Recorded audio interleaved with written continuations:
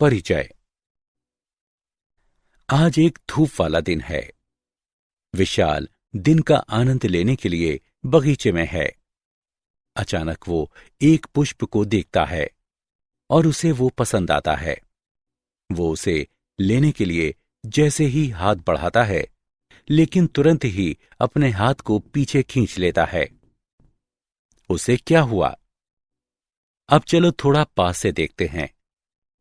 जैसे ही उसने पुष्प के तने को छुआ, उस पर लगा हुआ कांटा उसे चुभ गया तथा संवेदक, जो कि त्वचा के नीचे स्थित होते हैं, उद्दीपन का पता लगाते हैं तथा ये उद्दीपन केंद्रीय तंत्रिका तंत्र को ले जाया जाता है तथा इसकी अनुक्रिया में कंकाल पेशियां सिकुड़ती जाती हैं तथा वो अपना हाथ हटा लेता है। इसलिए इस मॉड्यूल में हम तंत्रिकीय नियंत्रण एवं समन्वय के बारे में जानेंगे।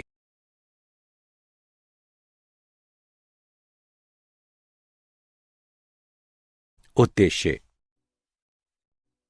इस पाठ के अंत में आप निम्न करने में सक्षम हो जाएंगे: मानव के तंत्रिकीय तंत्र को परिभाषित करना, तंत्री कोशिका यानी न्यूरॉन की संरचना तथा कार्य का वर्णन करना, तंत्रिका आवेगों की उत्पत्ति एवं संचरण का वर्णन करना, आवेगों के संचरण का वर्णन करना, केंद्रीय तंत्रिका तंत्र की व्याख्या करना, प्रतिवर्ती क्रिया तथा प्रतिवर्ती चाप का वर्णन करना, मानव नेत्र तथा मानव कर्ण की संरचना तथा कारिकी का वर्णन करना।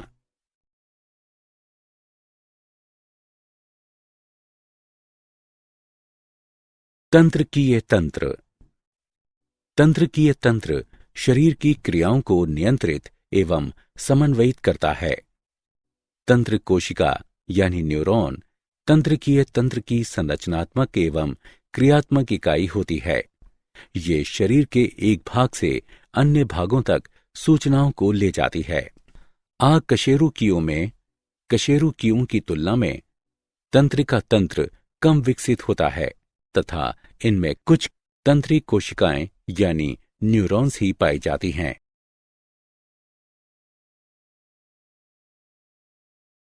मानव तंत्रिका तंत्र। मानव का तंत्रिका तंत्र दो भागों में विभाजित होता है: केंद्रीय तंत्रिका तंत्र और परिधीय तंत्रिका तंत्र। केंद्रीय तंत्रिका तंत्र के अंतर्गत मस्तिष्क तथा मेरुरज्जु सम्मिलित हैं। परिधीय तंत्रिका तंत्र के अंतर्गत कपाल तंत्रिकाएं तथा मेरु तंत्रिकाएं आती हैं। तंत्रिका तंतु दो प्रकार के होते हैं: संवेदी या अभिवाही तंतु एवं चालक या प्रेरक या अपवाही तंतु। संवेदी या अभिवाही तंतु, ये तंतु उद्दीपनों को ऊतकों या अंगों जैसे संवेदी अंगों से केंद्रीय तंत्रिका तंत्र तक ले जाते हैं। चालक या प्रेरक या अपवाही तंतु, ये तंतु उद्दीपनों को केंद्रीय तंत्रिका तंत्र से ऊतकों या अंगों तक ले जाते हैं।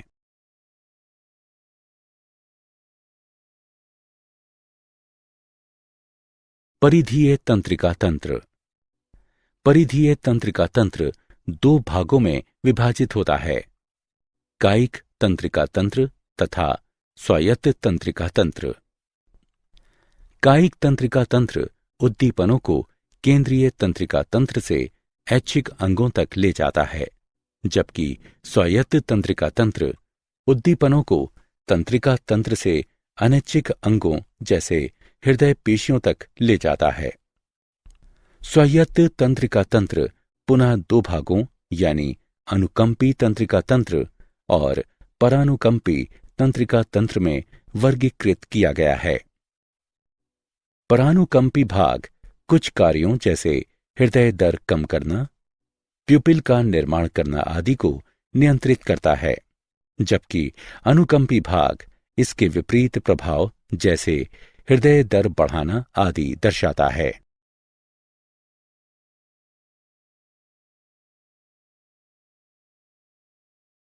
तंत्री कोशिका न्यूरॉन तंत्रिका तंत्र की संरचनात्मक एवं क्रियात्मक इकाई।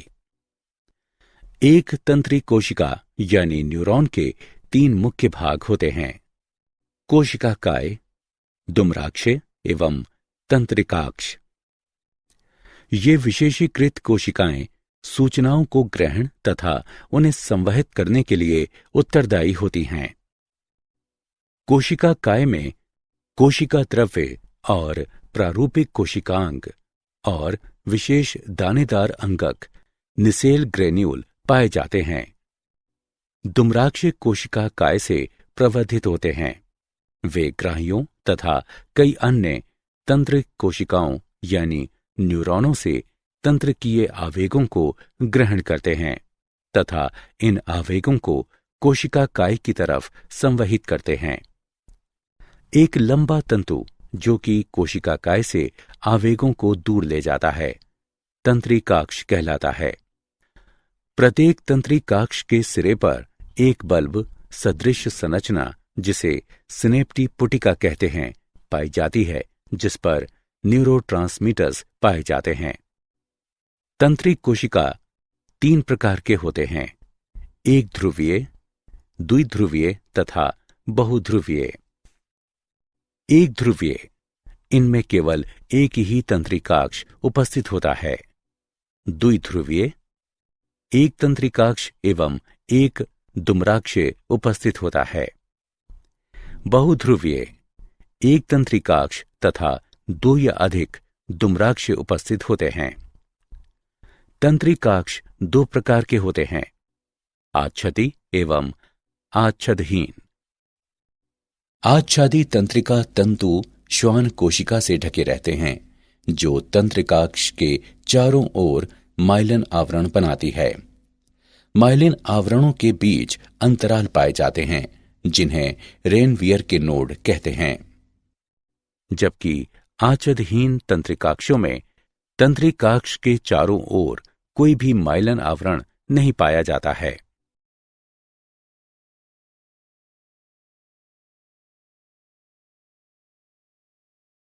तंत्रिका आवेगों की उत्पत्ति एवं संचरण। एक तंत्रिका आवेग एक संदेश होता है जो कि तंत्रिक कोशिका की जीव द्रव्य झिल्ली में वोल्टेज द्वारीय चैनलों द्वारा आयनों के गतिशील होने के कारण दुम्राक्षों अथवा तंत्रिकाक्षों के साथ संवहित होता है। विद्युतीय विभव के कारण वोल्टेज द्वारीय चैनल खुलते तथा बंद होते हैं, जिससे हम ये निष्कर्ष निकालते हैं कि वे उनके चारों तरफ लगने वाले विद्युतीय आवेश के द्वारा प्रभावित होते हैं।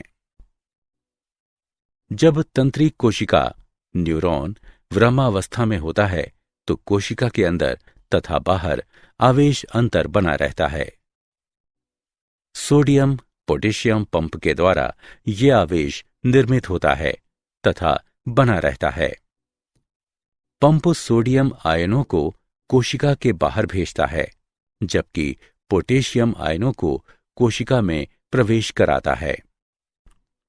जबकि अन्य चैनल कुछ पोटेशियम आयनों के प्रवाह को वापस कोशिका में भेजते हैं, जहां कि सोडियम आयन खोए हुए धनात्मक आवेशों को आसानी से प्रतिस्थापित नहीं कर सकते हैं।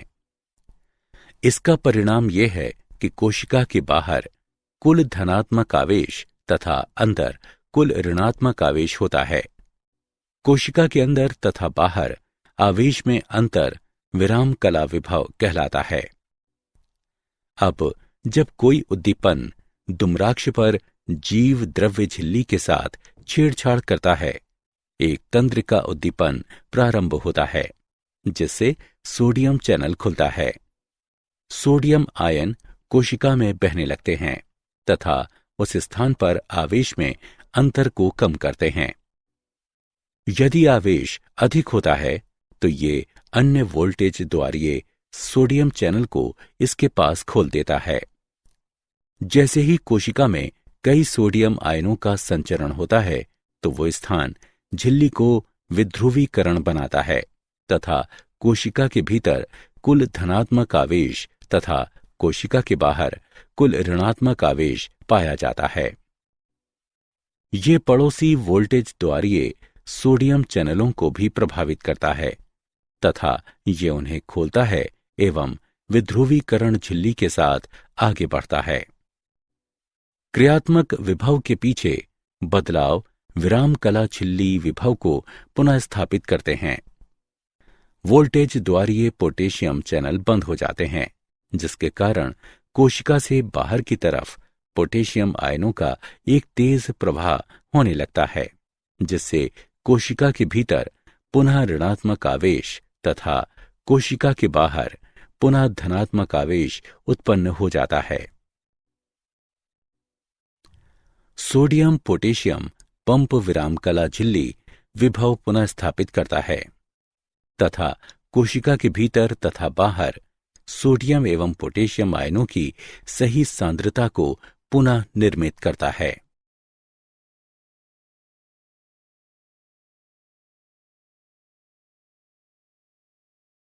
आवेगों का संचरण। दो तंत्री कोशिकाओं यानी न्यूरॉनों के मध्य एक संकेत को संचारित करने के लिए एक वैद्युतीय उद्दीपन एक सिनेप्स के ऊपर संवहित होना चाहिए।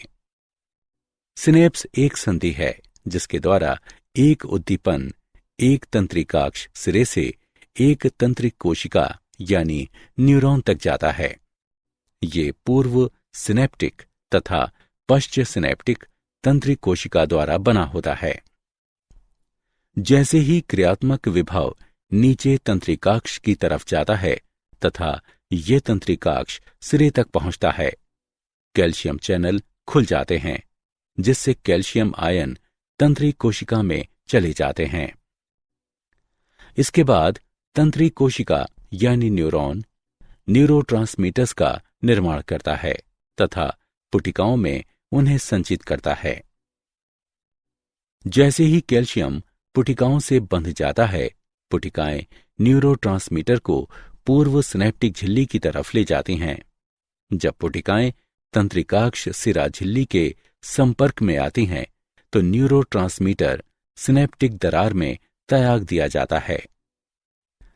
पूर्व सिनेप्टिक तथा पश्च सिनेप्टिक तंत्रिक कोशिका यानी न्यूरॉन के मध्य अंतराल को सिनेप्टिक दरार कहते हैं। अब न्यूरोट्रांसमीटर सिनेप्टिक दरार से विसरित हो जाता है तथा पश्च सिनेप्टिक तंत्रिक कोशिका न्यूरॉन पर उपस्थित ग्रहियों से बंध जाता है। पश्च सिनेप्टिक तंत्रिक कोशिका यानी न्यूरॉन पर पाए जाने वाले ग्रहियों को सक्रिय कर देता है तथा फिर ग्राही सोडियम आयनों को सुसाध्य विसरण द्वारा तंत्रिक कोशिका में प्रवेश करने देते हैं, जिससे पश्च सिनेप्टिक तंत्रिक कोशिका में एक क्रियात्मक विभव उत्पन्न हो जाता है। निष्कासित न्यूरोट्रांसमीटर्स सिनेप्टिक दरार में वापस विसरित हो जाते हैं तथा पुटिकाएं कुछ न्यूरोट्रांसमीटर्स को पुनः चक्रण करती हैं।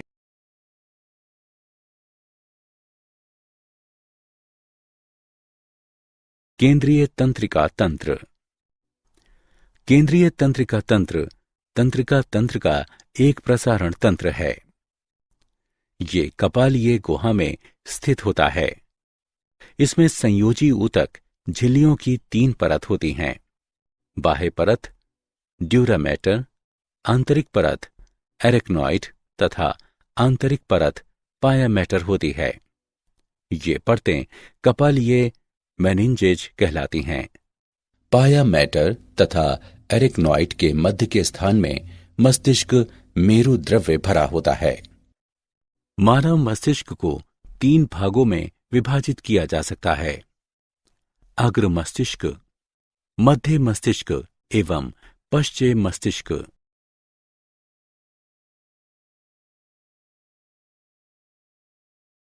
अग्र मस्तिष्क। अग्र मस्तिष्क मानव मस्तिष्क का सबसे अग्र तथा मुख्य भाग है। ये सेरिब्रम, थैलेमस तथा हाइपोथैलेमस से बना होता है। प्रमस्तिष्क बलकुट अग्र मस्तिष्क की पतली बाह्य परत बनाती है, जिसे प्रामस्तिष्क यानी सेरिब्रम कहते हैं, जिसे प्रामस्तिष्क दो भागों में बाईं तथा दाईं तरफ विभक्त होता है, जिसे प्रामस्तिष्क गोलार्ध कहते हैं। प्रामस्तिष्क बलकुट प्रामस्तिष्क को ढकता है। प्रामस्तिष्क गोलार्ध तंत्रिका तंतुओं के एक मोटे बंडल, जो कि कार्प्स कैलोसम कहलाता है, इनके द्वारा जुड़े होते हैं। प्रामस्तिष्क बलकुट मस्तिष्क के कुल भार का 80% से अधिक होता है। ये सोचने, भाषा का प्रयोग करने आदि के लिए उत्तरदायी होता है। ये ऐच्छिक कार्यों का नियंत्रण तथा संवेदी सूचना की प्रक्रिया भी करता है। थैलेमस धूसर द्रव्य का एक बड़ा भार होता है, जो कि प्रमस्तिष्क बलकुट के नीचे स्थित होता है। थैलेमस में एक जोड़ी अंड की आकृति वाली संरचना पाई जाती है, जो कि सूचनाओं को संवेदी ग्राहियों से प्रमस्तिष्क बलकुट में मस्तिष्क के संसाधन अंगों तक प्रसारित करती है। थैलेमस के ठीक नीचे एक मटर के आकार वाली संरचना उपस्थित होती है, जिसे हाइपोथैलेमस कहते हैं। ये शरीर के अनेक मुख्य कार्यों जैसे भूख, प्यास, तरल सांद्रता, शरीर के ताप और जनन प्रक्रिया आदि को नियंत्रित करने में सहायक है। लिम्बिक तंत्र परस्पर जुड़ी हुई संरचनाओं का एक समूह है, जो कि एमिगडाला, हिप्पोकैम्पस, थैलेमस तथा हाइपोथैलेमस के भागों से मिलकर बना होता है।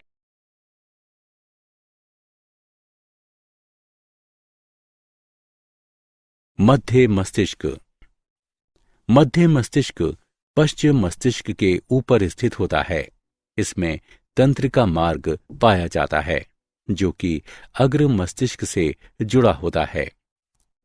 मध्य मस्तिष्क नेत्र पेशियों की स्वतः गतियों में एक महत्वपूर्ण भूमिका निभाता है। मध्य मस्तिष्क के भाग मस्तिष्क स्तंभ का निर्माण करते हैं। रेटिकुलर निर्माण तंत्रिक कोशिका का जाल होता है, जो कि पश्चिम मस्तिष्क से निकलता है। मध्य मस्तिष्क से होता हुआ प्रमस्तिष्क में थैलेमस तक गुजरता है। ये ध्यान, सजगता तथा लैंगिक उत्तेजना को नियंत्रित करने में महत्वपूर्ण भूमिका निभाता है।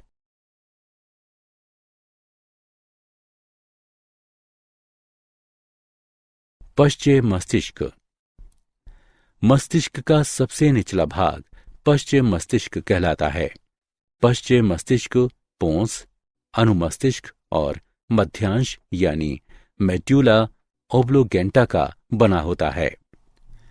मध्यांश तथा पोस में संवेदी तंत्रिक कोशिकाएं यानी न्यूरॉन्स पाई जाती हैं, जो कि सूचनाओं को मेरुरज्जु से अग्र मस्तिष्क तक संवहित करते हैं। मध्यांश जीवन के दैनिक कार्यों जैसे हृदय स्पंदन तथा श्वसन को नियंत्रित करता है। पोन्स निद्रा तथा जागने की दशा को नियंत्रित करता है। मस्तिष्क स्तंभ मेरुरज्जु को मस्तिष्क के उच्च क्षेत्रों से जोड़ता है।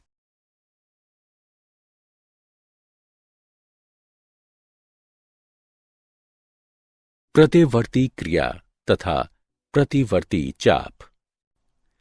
प्रतिवर्ती क्रिया तंत्रिका तंत्र द्वारा एक उद्दीपन के प्रति एक त्वरित प्रतिक्रिया होती है।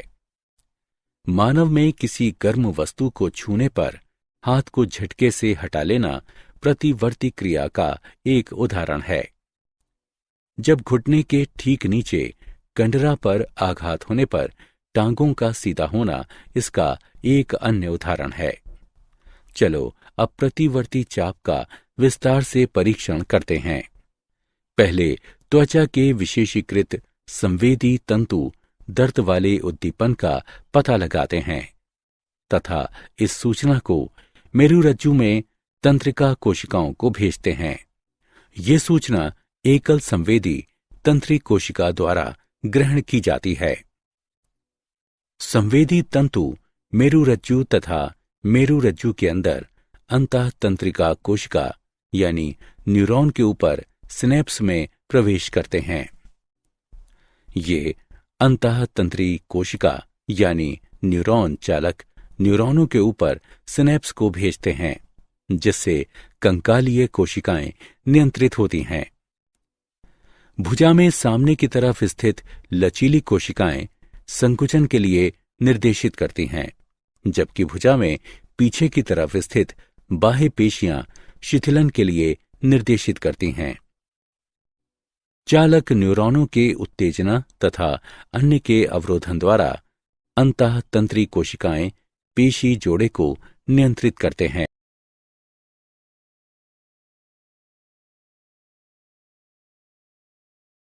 संवेदिक अभिग्रहण एवं संसाधन। नेत्र। एक जोड़ी नेत्र खोपड़ी में स्थित अस्थि गर्तिक, जिसे नेत्र कोटर कहते हैं, इनमें स्थित होते हैं। नेत्र के भाग। मानव नेत्र की भित्ति 3 परतों से मिलकर बनी होती है। बाहरी परत घने संयोजी ऊतक, जिसे स्क्लेरा यानी श्वेतपटल कहते हैं, तथा कॉर्निया की बनी होती हैं, जिसके द्वारा प्रकाश नेत्र के भीतर प्रवेश करता है। मध्य परत 3 भागों से मिलकर बनी होती है: कोराइड, पक्षमापकाय तथा आइरिस। कोराइड मध्य परत का सबसे बड़ा भाग होता है। पक्षमापकाय में चिकने पेशी तंतु पाए जाते हैं, जो कि लेंस की आकृति को नियंत्रित करते हैं तथा आने वाले प्रकाश पर फोकस करने में हमें सहायता देते हैं। आइरिस नेत्र का रंगीन भाग है, जो कि कॉर्निया द्वारा दृश्य होता है। आइरिस में एक गहरा छिद्र पाया जाता है, जिसे प्यूपिल कहते हैं। ये प्रकाश को नेत्र में प्रवेश करने देता है। आइरिस की चिकनी पेशी प्यूपिल के व्यास को नियंत्रित करती है। नेत्र की सबसे आंतरिक परत रेटिना कहलाती है। रेटिना पर पाए जाने वाले प्रकाशग्राहियों के 2 प्रकार शलाका तथा शंकु है।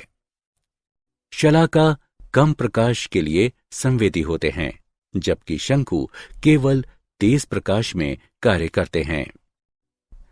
रेटिना में गुच्छिका कोशिका का तंत्रिकाक्ष नेत्र के पीछे एकत्रित होकर दृक् तंत्रिका का निर्माण करते हैं।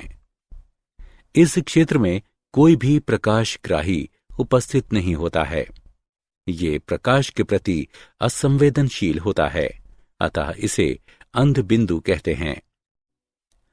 रेटिना के मैक्यूला में एक छोटा गर्त स्थित होता है, जिसे फोविया कहते हैं। ये फोविया पर उपस्थित लगभग सभी शंकुओं को स्पष्ट दृष्टि प्रदान करता है। कॉर्निया और लेंस के बीच की दूरी को एक्वस चैम्बर यानी जलीय कोष्ठ कहते हैं, जिसमें पतला जलीय द्रव नेत्रोद होता है। लेंस और रेटिना के बीच के रिक्त स्थान को कचाभ यानी द्रव कोष्ठ कहते हैं, और ये पारदर्शी द्रव कचाभ द्रव कहलाता है।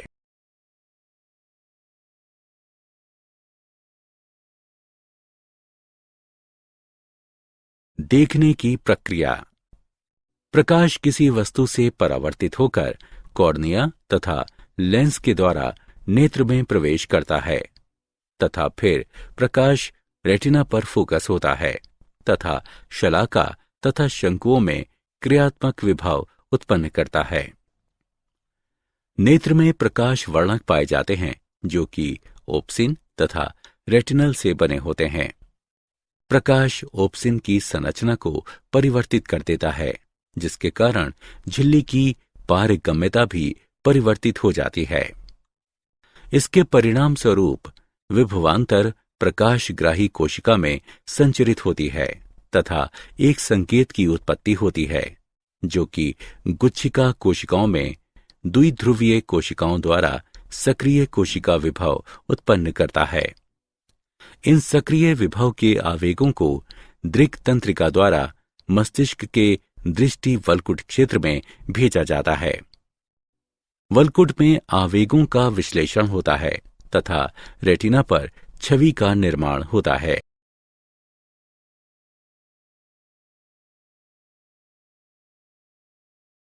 कर्ण। मानव कर्ण एक विशिष्ट अंग है। ये दो संवेदी क्रियाएं करते हैं, सुनना और शरीर का संतुलन बनाना। कर्ण की शरीर क्रिया विज्ञान। कर्ण को 3 भागों में विभक्त किया जा सकता है: बाह्य कर्ण, मध्य कर्ण और अंतःकर्ण। बाह्य कर्ण। बाह्य कर्ण उपास्थि की एक अनियमित आकार के टुकड़े को ढकने वाली त्वचा, पित्रा तथा कर्णपाली से मिलकर बना होता है। बाह्य कर्ण में एक छोटी ट्यूब, बाह्य श्रवण गुहा भी पाई जाती है, जो कि ध्वनि तरंगों को मध्य कर्ण तक संचारित करती है। बाह्य श्रवण गुहा त्वचा द्वारा आस्तरित होती है, जिसमें स्वेद ग्रंथियां पाई जाती हैं, जो कि कर्ण मोम का निर्माण करती हैं। कर्ण मोम में बाह्य कण फंसे होते हैं तथा इसमें एक प्राकृतिक प्रतिजैविक पदार्थ पाया जाता है, जो कि कर्ण संक्रमण को कम करने में सहायता करता है। मध्य कर्ण। मध्य कर्ण कपाल के भीतर स्थित होता है। कर्णपटह झिल्ली मध्य श्रवण गुहा को बाह्य श्रवण गुहा से भिन्न करती है। मध्य कर्ण 3 अस्थिकाओं से बना होता है, जिन्हें मेलियस, इंकस और स्टेपीस कहते हैं। स्टेपीस कोल्किया की अंडाकार खिड़की से जुड़ी होती है। यूस्टेकियन नलिका मध्य कर्ण गुहा को फेरिक्स से जोड़ती है।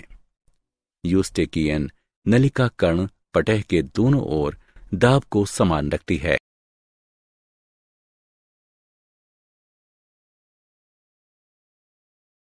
कर्ण की शरीर क्रिया विज्ञान। अंतःकरण।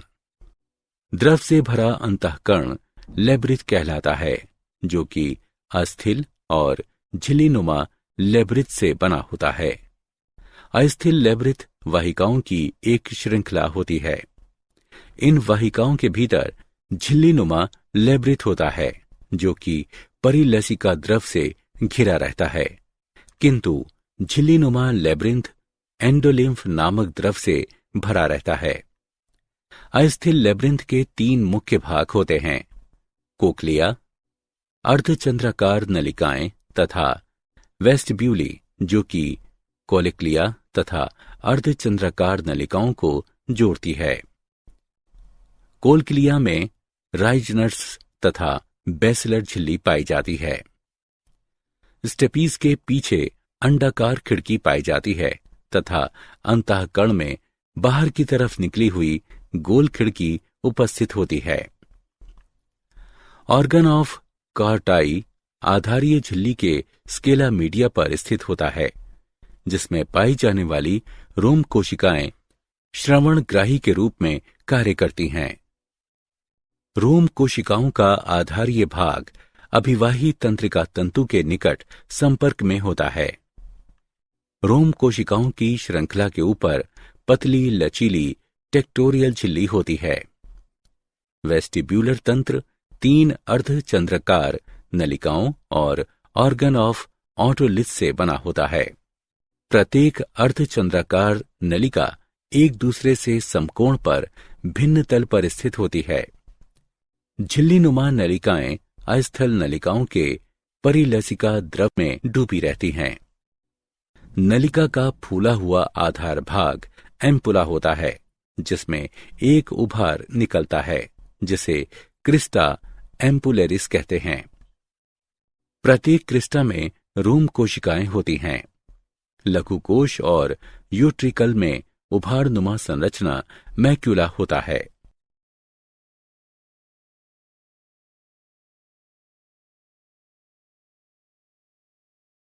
श्रवण की क्रिया। ध्वनि तरंगे बाह्य कर्ण द्वारा प्रवेश करती हैं तथा कर्णपटे तक पहुंचती हैं। ध्वनि तरंगों के प्रतिक्रिया में कर्णपटह में कंपन होता है और ये कंपन कर्ण अस्थिकाओं यानी मेलियस, इंकस और स्टेपीस से होते हुए गोलाकार खिड़की तक पहुंचते हैं। गोलाकार खिड़की से कंपन कोक्लिया में भरे द्रव तक पहुंचते हैं, जहां वे लिम्फ में तरंगे उत्पन्न करते हैं। लिम्फ की तरंगे आधार कला में हलचल उत्तेजित करती हैं। आधारीय झिल्ली में गति से रोम कोशिकाएं मुड़ती हैं और टेक्टोरियल झिल्ली पर दबाव डालती हैं। फलस्वरूप संगठित अभिवाही न्यूरॉन्स में तंत्रिका आवेग उत्पन्न होते हैं। ये आवेग अभिवाही तंतुओं द्वारा श्रवण तंत्रिका से होते हुए मस्तिष्क के श्रवण वल्कुट तक भेजे जाते हैं, जहां आवेगों का विश्लेषण कर ध्वनि को पहचाना जाता है।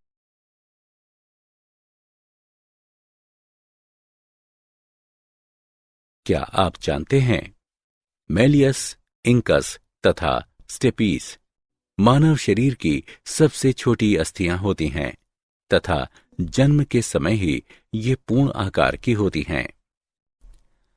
टेम्पोरल अस्थि शरीर की सबसे घनी अस्थि होती है। मानव नेत्र प्रत्येक घंटे में 36,000 बिट्स सूचनाओं की प्रक्रिया कर सकते हैं।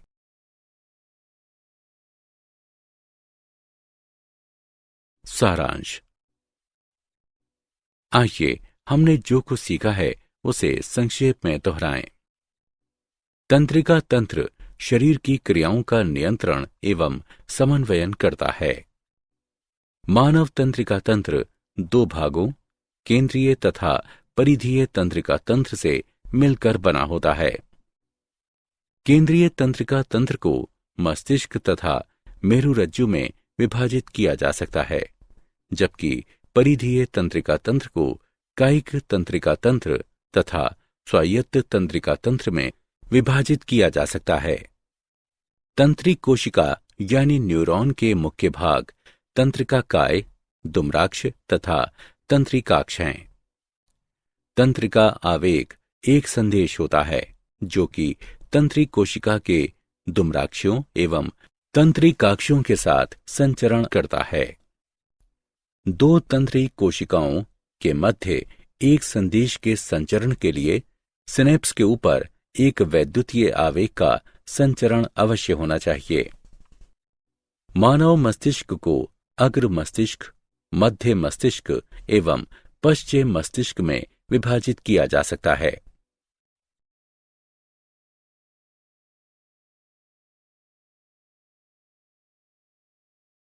अग्र मस्तिष्क मस्तिष्क का सबसे अग्रभाग होता है।